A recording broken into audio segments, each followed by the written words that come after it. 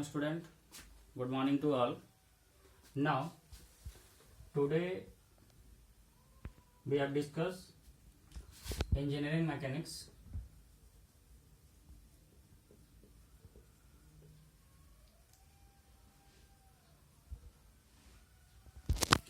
This is for SVT student who pursuing diploma degree.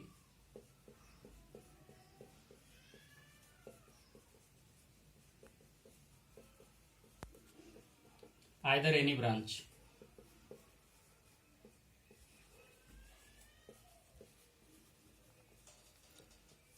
किसी भी branch के हों उनके लिए ये नीड है। ये आपको सेकेंड यूनिट का एक सब पार्ट है, सेकेंड यूनिट का सब पार्ट है जिसमें आपको 6 मार्क्स के क्वेश्चन आते हैं और ये टॉपिक है beam and reactions. Beam and reaction ये आपका आज का टॉपिक है। 6 मार्क्स के क्वेश्चन है। कंफर्म है कि इसमें एक ना एक क्वेश्चन आपको हमेशा ही आएगा, इससे ज़्यादा क्वेश्चन नहीं आएगा जो मैं आपको बता रहा हूँ। ठीक है, तो आप अच्छे से समझेंगे। सबसे पहले बीम को समझते हैं कि बीम क्या है, रिएक्शन क्या होते हैं। ठीक है, तो सबसे पहले समझिए इक्विलिब्रियम।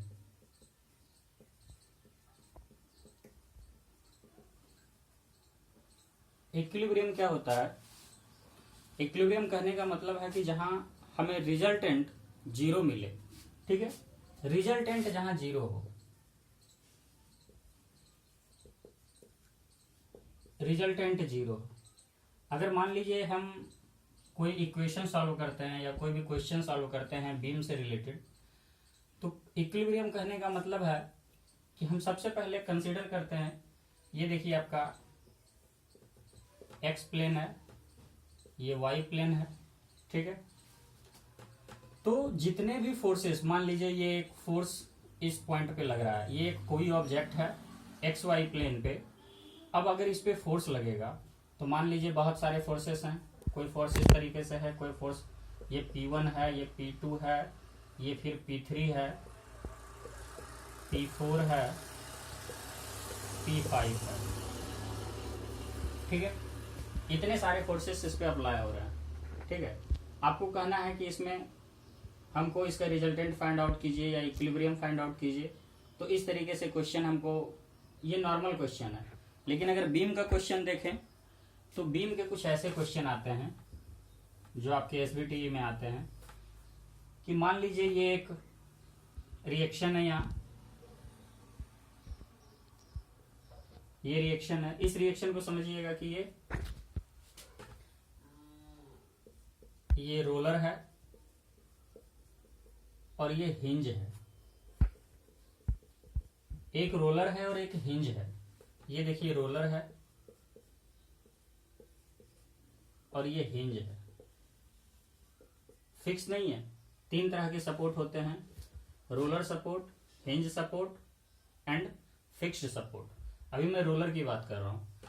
तो मान लीजिए अगर इस पे कोई फोर्स लग रहा है, इस फोर्स पे मान लीजिए इस P1 न्यूटन का, नीचे डाउनवर्ड लग रहा है P2 न्यूटन का, इस पॉइंट पे लग रहा है P3 न्यूटन का एट एन एंगल थीटा।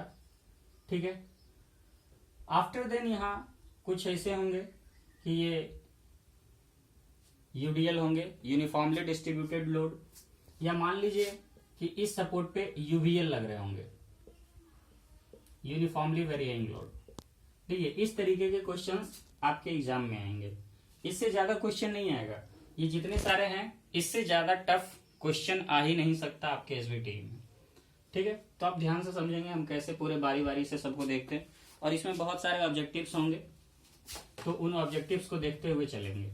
ठीक है, तो सबसे पहले बात करते हैं सपोर्ट का।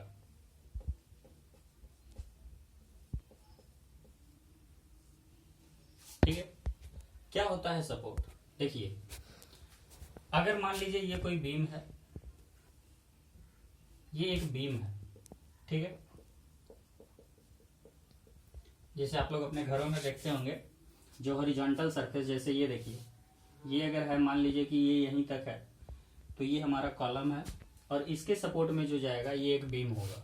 ठीक है, तो हॉरिजॉन्टल सरफेस, बीम एक हॉरिजॉन्टल सरफेस होता है। ठीक है, कॉलम एक वर्टिकल सरफेस होता है। ठीक है, बीम अब कहीं ना कहीं तो ये लोडेड होगा, किसी ना किसी पॉइंट पे तो ये सपोर्ट होगा, इसका सपोर्ट होगा, तब तो ये इक्विलिब्रियम कंडीशन में रहेगा। तो अगर मैं कहूं कि मैंने यहां एक सपोर्ट कर दिया, चलिए इसको रोलर सपोर्ट दे दिया एक पोर्शन पे, दूसरे पोर्शन पे हिंज दे दिया, hinge that means pin jointed. ठीक है, या तीसरे कंडीशन में मान लीजिए एक ये बीम है, इसे मैं एक सिरे से फिक्स कर देता हूं। देखिए एग्जांपल समझिएगा, एक बीम है जिसे मैं एक सिरे से फिक्स कर दिया और एक सिरा पे मैंने फ्री कर दिया। ठीक है, तो देखिए कितने तरीके के सपोर्ट हो गए हमारे, ये हो गए रोलर सपोर्ट,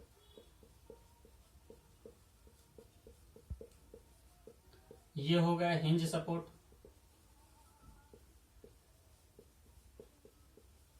और ये हो गया फिक्स सपोर्ट।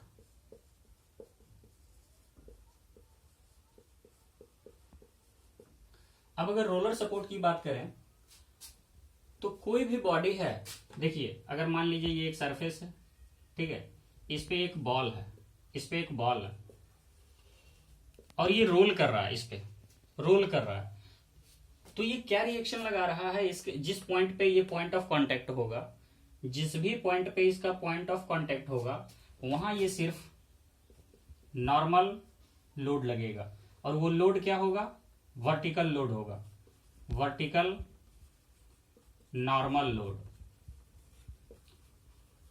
नॉर्मल लोड कहने का मतलब है, जैसे देखिए इसका क्या होगा, इसका एक वेट होगा जो इसके डाउनवर्ड एक्ट करेगा, ये डब्ल्यू एक्ट करेगा डाउनवर्ड, ऊपर से ये नॉर्मल, ताकि ये जहां जहां रोल करेगा उस पॉइंट पे ये इसका नॉर्मल वर्टिकल लोड लगते जाएगा। तो अगर मैं कहूं, एक पॉइंट नोट कीजिएगा कि रोलर सपोर्ट में कितने रिएक्शन फोर्स होते हैं, तो 1 रिएक्शन फोर्स होते हैं,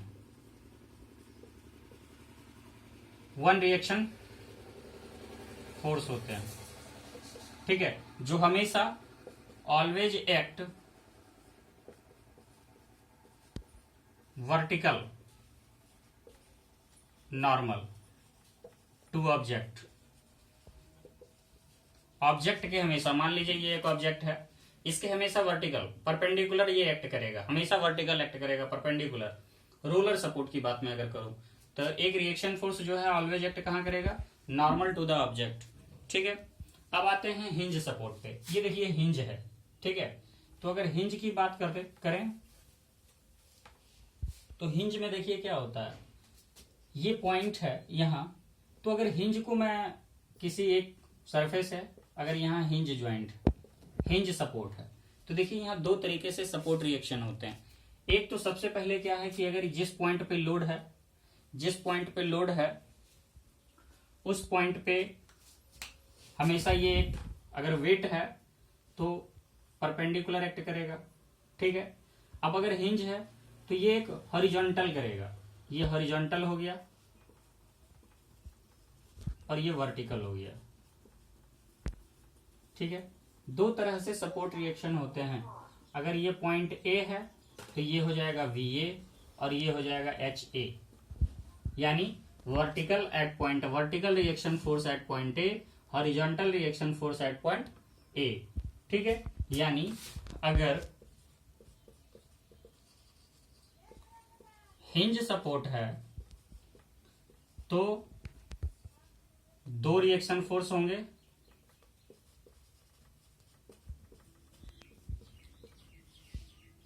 पहला होगा वर्टिकल रिएक्शन फोर्स,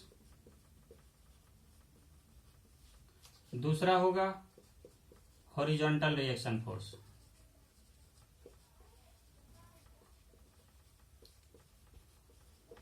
ठीक है, अगर हिंज सपोर्ट, देखिए रोलर सपोर्ट की बात किया तो वहां सिर्फ एक सपोर्ट होंगे जो परपेंडिकुलर एक्ट करेगा।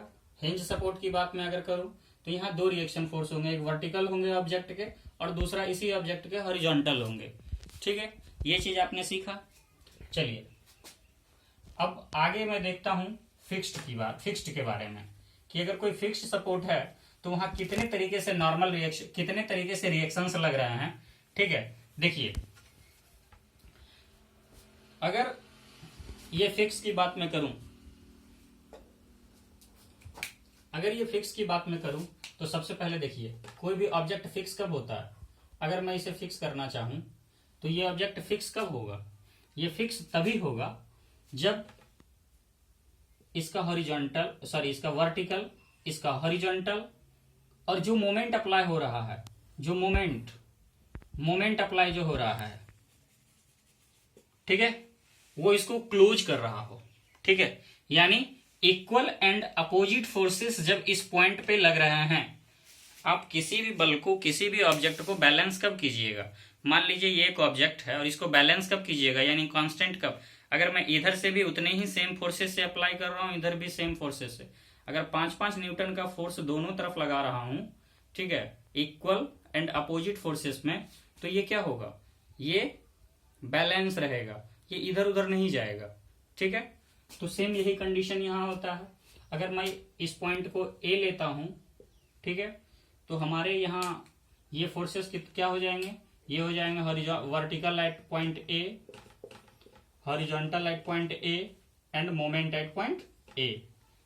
यानी नोट करने की बात क्या है इसमें कि अगर कोई भी ऑब्जेक्ट पे फिक्स्ड सपोर्ट है, किसी भी पॉइंट पे फिक्स्ड सपोर्ट है, तो वहां 3 normal force, 3 reaction force apply होते हैं। अगर फिक्स्ड सपोर्ट है तो 3 रिएक्शन फोर्स होते हैं। पहला होता है हॉरिजॉन्टल, दूसरा वर्टिकल और तीसरा कहें तो moment. About the same point, उसी पॉइंट के अलोंग होगा तो ये मोमेंट होगा। ठीक है, ये आपकी सपोर्ट होगा कि अगर बीम पढ़ना है तो पहले सपोर्ट की जानकारी बहुत जरूरी है। ठीक है, ये सारे ऑब्जेक्टिव्स हैं, ये सारे मैं जो बता रहा हूं, 3 ऑब्जेक्टिव मैंने बताया है इसमें। रोलर अगर रहे तो 1 रिएक्शन फोर्स होंगे या लोड होंगे, अगर फिक्स रहे तो 3 होंगे, हिंज रहे तो 2 होंगे। ठीक है, आप इस अगर समझ में नहीं आ रहा हो, इस वीडियो को बार बार आप देखेंगे, आपको श्योर है कि समझ में आएगा। चलिए अब चलते हैं।